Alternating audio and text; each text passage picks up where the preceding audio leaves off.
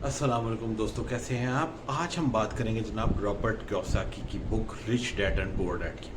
अब इस बुक में बेसिक थीम ये है कि एक उसके रिच डैड थे रॉबर्ट के, एक थे पुअर डैड। और रॉबर्ट कियोसाकी एक बहुत बड़े फाइनेंशियल एजुकेशन के ऊपर ऑथर हैं जो कि फाइनेंशियल एजुकेशन की बात करते हैं। यानी कि आपकी अगर आप दौलतमंद होना चाहते हो तो आपको उस बंदे की बुक लाजमी पढ़नी चाहिए या उस बुक की समरी आपको लाजमी पता होनी चाहिए, क्योंकि ये आगे बढ़ने का एक बहुत बड़ा सोर्स है। अब उसकी बुक पे आ जाते हैं। अब रॉबर्ट के एक रिच डैड थे और एक पुअर डैड थे। रिच डैड कहते थे कि अर्न मनी थ्रू स्किल्स, यानी कि आपने स्किल्स के ज़रिए पैसा हासिल करना है। डिजिटल मार्केटिंग, प्रॉपर्टी सेल करना, या स्पीकिंग, या कोई और ऐसा स्किल जिसके ज़रिए आप पैसा हासिल करें, तब आप कामयाब हैं। और पुअर डैड, रॉबर्ट के पुअर डैड कहते थे कि मनी मेक्स मनी, कि आप पैसे, जैसे एक जनरल स्टोर में बैठा हुआ एक शख्स दुकान में चीज़ें डाल लेता है और उसको बेच के पैसा बनाता है, पैसे से पैसा बनाया जाता है, ये गलत थॉट है। अब सेकंड पॉइंट आ जाए। पुअर डैड कहते थे स्पेंड मनी, पैसे को खर्चो, जबकि रिच डैड कहते थे इन्वेस्ट मनी। इन्वेस्ट मनी से मुराद ये नहीं है कि आपने सारा कुछ खर्चा ही नहीं करना। खर्चा नहीं करोगे तो आपको पता नहीं चलेगा कि पैसा क्या है। मकसद ये है कि आपने खर्चे के साथ साथ इन्वेस्ट भी करना है ताकि आपके पास एसेट जनरेट हो, उससे आप अमीर बनो और उस एसेट से जो इनकम आए उससे आप खर्चा करो।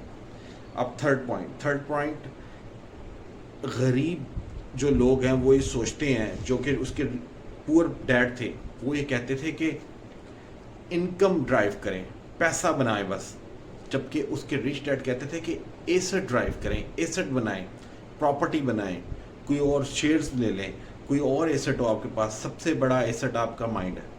आपके माइंड को आपने क्या दिया, आपने इसको कोई एजुकेशन दी है, इसको कोई बात सुनी है इसके लिए जिससे इसकी इम्प्रूवमेंट हो।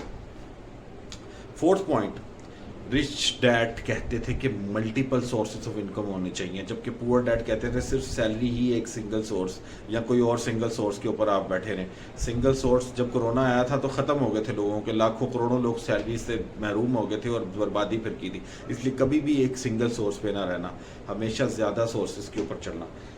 फिफ्थ, पुअर डैड कहते थे कि फोकस ऑन वर्क, कि सिर्फ काम करते रहो गधों की तरह, जबकि उसके रिच डैड कहते थे कि हैव बिग गोल्स, बड़े गोल्स रखें। इवन कि आपको लगे भी कि ये अचीव नहीं हो सकता यार, लेकिन फिर भी वो गोल आपने बनाना है।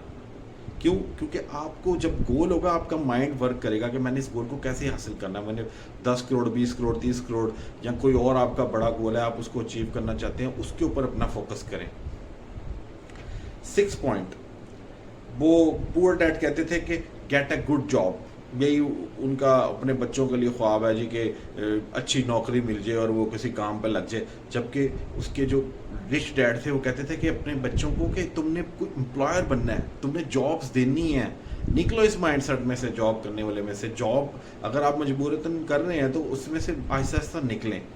अब 7th पॉइंट, पुअर डैड कहते थे मनी इज इवल, जितनी बड़ी फसाद की जड़ पैसा ही है जी, भाई भाई से लड़ रहा है। जबकि रिच डैड ये कहते थे कि मनी इज़ ऑसम, पैसे से सब कुछ खरीद सकते हो आप, खुशियाँ, हेल्थ, गर्लफ्रेंड अगर आपको छोड़ के चलेगी तो वो भी पैसा होगा तो आ जाएगी वापस, और इसके अलावा आप किसी की मदद कर सकते हैं। आपको पैसे से ही सब कुछ होता है। आपने अगर आपके पास गाड़ी, आपका स्टेटस वगैरह, आपकी एजुकेशन, हेल्थ, किसी की हेल्प, तो पैसा बहुत ज़रूरी है और पैसा ऑसम है।